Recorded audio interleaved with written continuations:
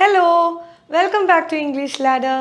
അപ്പം ഞാൻ കുറേ നാളായി ഒരു വീഡിയോ ആയിട്ട് വന്നിട്ടല്ലേ, സോറി കേട്ടോ. ഞാൻ അങ്ങനെ ഇൻറ്റൻഷനലി ചെയ്തതല്ല, ചെയ്യാൻ പറ്റാതെ പോയതാ. ആ സോറിയിൽ എന്തോ ഒരു കുഴപ്പമുണ്ടായിരുന്നു. ഉണ്ടായിരുന്നല്ലേ? യാതൊരു ഇതും കൊടുക്കാതെയാണ് ഞാൻ പറഞ്ഞത്. ഭയങ്കര മെക്കാനിക്കലായിരുന്നു, ഒരർത്ഥവും ഇല്ലാതെ എന്തിനോ വേണ്ടി ഒരു സോറി പറഞ്ഞു. നമ്മളെല്ലാം മിസ്റ്റേക്സ് ഉണ്ടാക്കുന്നവരാ അല്ലേ? നമ്മൾ ആരും പെർഫെക്റ്റ് ഒന്നുമല്ല, ആണോ? അല്ലല്ലോ. സോ നമ്മൾ മിസ്റ്റേക്ക് ഉണ്ടാക്കാറുണ്ട്, പക്ഷെ അവിടെ നമ്മൾ എന്താണ് പറയാറുള്ളത്? സോറി പറയാറുണ്ട് അല്ലേ? പക്ഷെ ഈ സോറി തന്നെ പിന്നെയും പിന്നെയും പിന്നെയും പിന്നെയും പറഞ്ഞ് അതിൻ്റെ ഇമ്പോർട്ടൻസ് മുഴുവൻ പോയിരിക്കുകയാണ്. ഇപ്പം ജനറലായിട്ട് പറയുകയാണെങ്കിൽ നമ്മളൊരു തെറ്റ് ചെയ്ത് കഴിഞ്ഞാൽ ആദ്യം നമ്മൾ എന്താണ് പറയുന്നത്? I am sorry. എന്താണ്? I am sorry. ഇത് ശരിയായ വേ തന്നെയാണ്, ഇങ്ങനെ തന്നെ നിങ്ങൾക്ക് പറയാം. പക്ഷേ ഇത് കൂടാതെ പല രീതിയിൽ നമുക്ക് സോറി പറയാൻ പറ്റും. സോ ഇന്ന് ഞാൻ നിങ്ങൾക്ക് എക്സ്പ്ലെയിൻ ചെയ്ത് തരാൻ പോകുന്നത് different ways to say sorry. അപ്പം നമുക്ക് പോയിട്ട് വരാം അല്ലേ? Let's get started.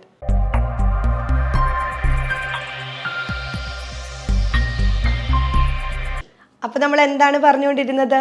Different ways to say sorry അല്ലേ? ഐ ആം സോറി കൂടാതെ എങ്ങനെയൊക്കെ പറയാൻ പറ്റും? നമ്മൾ പല സിറ്റുവേഷൻസിലേക്ക് നോക്കാം. എങ്ങനെയാണ്? ഇൻഫോർമലും ഉണ്ട്, ഫോർമലും ഉണ്ട്. നമ്മൾ എല്ലായ്പ്പോഴും ഒരേ രീതിയിലാണോ പറയുന്നത്? അല്ലല്ലേ.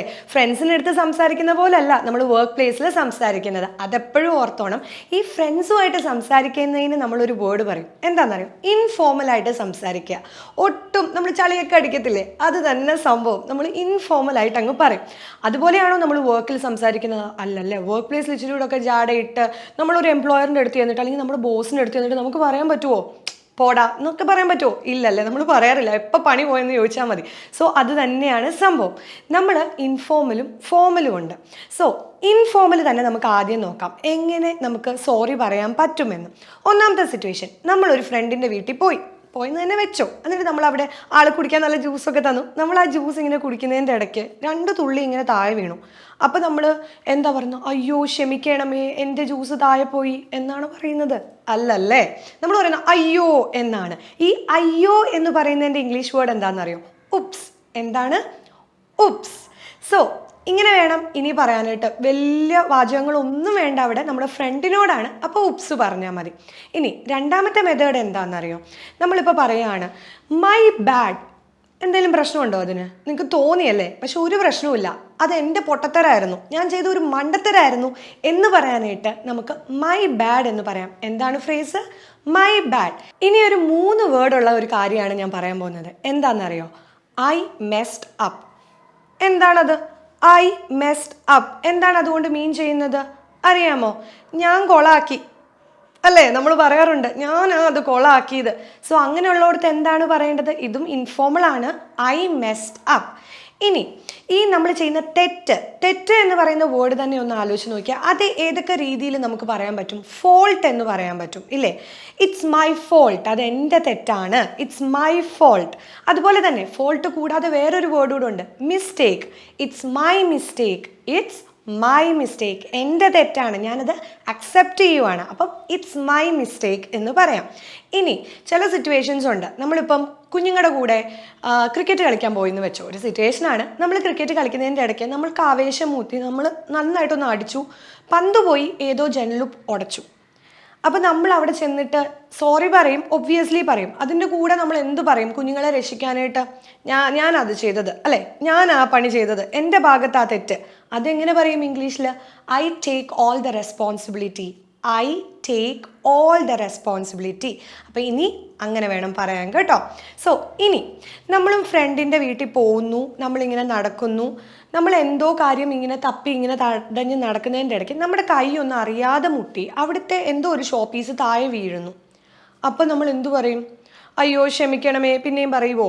ഇല്ലല്ലേ. അയ്യോ ഞാനത് നോക്കിയില്ലായിരുന്നല്ലോ, ഞാനത് കണ്ടില്ലായിരുന്നല്ലോ എന്നല്ലേ പറയുന്നത്. അപ്പോൾ അതെങ്ങനെ നമ്മൾ ഇംഗ്ലീഷിൽ പറയുന്നത്? How careless of me. എന്താണ്? How careless of me. ഞാൻ എന്ത് ശ്രദ്ധയില്ലാതെയാണ് ചെയ്തത്. ഇനി അതുപോലെ തന്നെ നമ്മൾ പറഞ്ഞ ഒരു കാര്യം ഒരാളെ ഹേർട്ട് ചെയ്തു.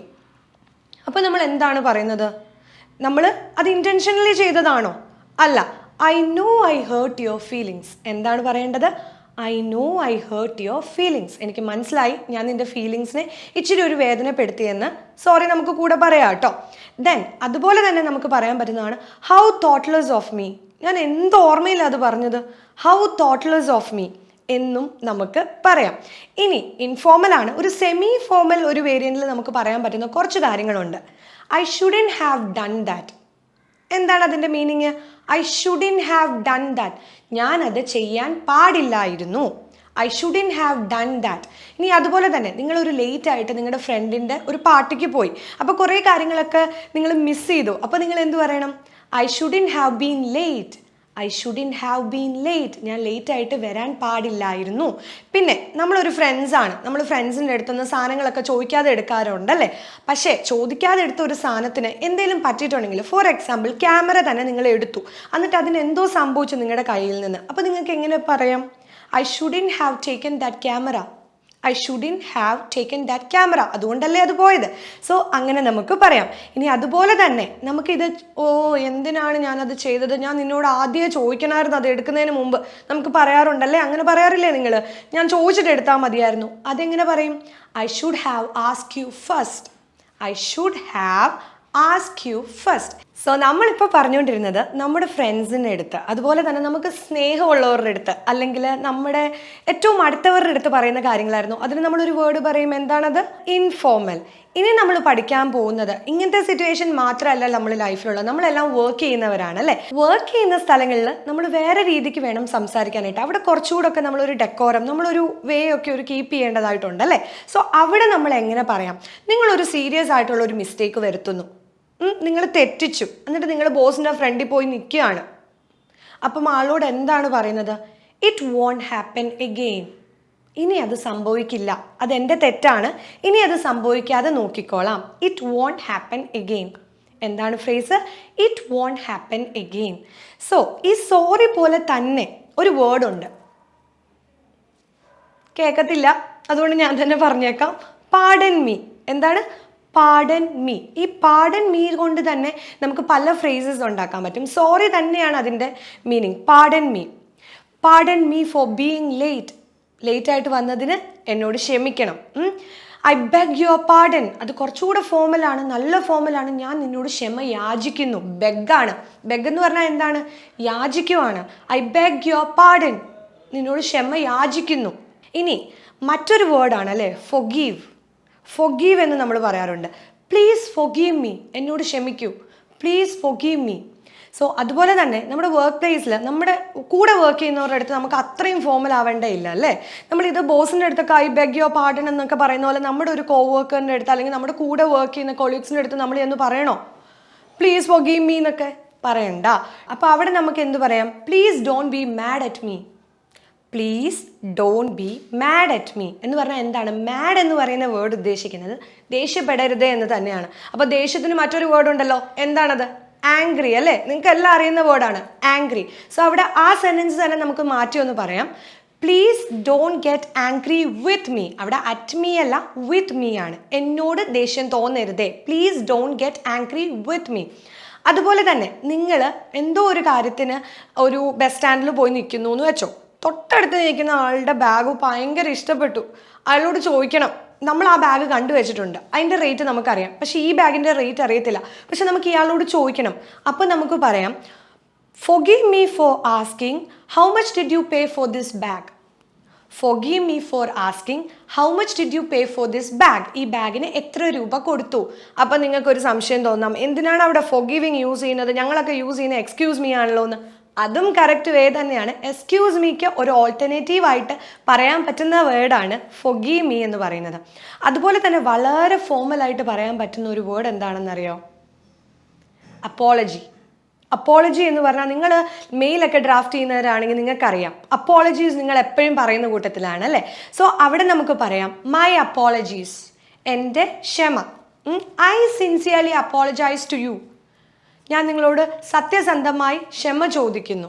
സോ ഇനി ഫോമലായിട്ട് നമ്മളൊരു ടീച്ചറാണെന്നൊക്കെ വെച്ചു. നമ്മൾ ഒരു ടീച്ചറായിട്ട് ഇപ്പം എന്നെ തന്നെ സിറ്റുവേഷൻ എടുക്കാം.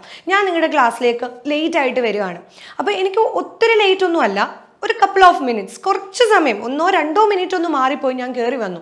ഉടനെ ഞാൻ നിങ്ങളോട് പറയണോ please forgive me, pardon me? ഇതെല്ലാം ആണോ പറയേണ്ടത്? അല്ല. എന്താണ് പറയേണ്ടത്? Thank you for waiting. അത് നമ്മൾ ശരിക്കും പറഞ്ഞിട്ടുണ്ടെങ്കിൽ അവരോട് നന്ദി പറയുകയാണ്. ലേറ്റ് ആയിട്ട് വന്നു, നിങ്ങളത് ക്ഷമിച്ച് നന്നായിട്ടിരിക്കുന്നതിന് താങ്ക് യു ഫോർ വെയിറ്റിംഗ് എന്ന് പറയാം. അവിടെ സോറി അല്ല നമ്മൾ പറയേണ്ടത്, താങ്ക് യു ആണ്. കുറച്ച് സമയത്തേക്ക് മാത്രം അങ്ങനെ ആലോചിച്ചാൽ മതി കേട്ടോ. സോ ഇത്രയും രീതിയിൽ നമുക്ക് സോറി പറയാൻ പറ്റും. നിങ്ങൾ എന്താ ഇപ്പോൾ പറഞ്ഞുകൊണ്ടിരിക്കുന്നത്? ഐ ആം സോറി സോറി ഇതൊക്കെ തന്നെ അല്ലേ. ഇനി നമുക്കൊന്ന് മാറ്റി പിടിച്ചാലോ? അപ്പം ഇതെല്ലാം നിങ്ങളൊരു നോട്ട്ബുക്കിലേക്ക് എഴുതി വെക്കണം. നിങ്ങളെ ഹെൽപ്പ് ചെയ്യുന്നതാണ് ഇങ്ങനത്തെ ടേംസും ഫ്രേസസും എല്ലാം. നിങ്ങൾ കുറേയൊക്കെ പഠിച്ചിരിക്കണം. പല സിറ്റുവേഷനിലും പല രീതിയിൽ സംസാരിക്കണം. എന്നാൽ മാത്രമേ നമുക്കൊരു നല്ല കമ്മ്യൂണിക്കേറ്റർ ആവാൻ പറ്റത്തുള്ളൂ. അപ്പോൾ നിങ്ങളെല്ലാം നന്നായിട്ട് പഠിച്ച് നന്നായിട്ട് ഇംഗ്ലീഷ് സംസാരിക്കുന്നത് കേൾക്കാനാണ് ട്രെയിനേഴ്സായ ഞങ്ങൾക്കും സന്തോഷം. സോ മറ്റൊരു ഇൻഫോർമേറ്റീവ് വീഡിയോയുമായിട്ട് ഞങ്ങൾ ഇംഗ്ലീഷ് ലാഡർ വരുന്നതാണ്. Till then it's bye from me Sruthy. Take care. Bye-bye.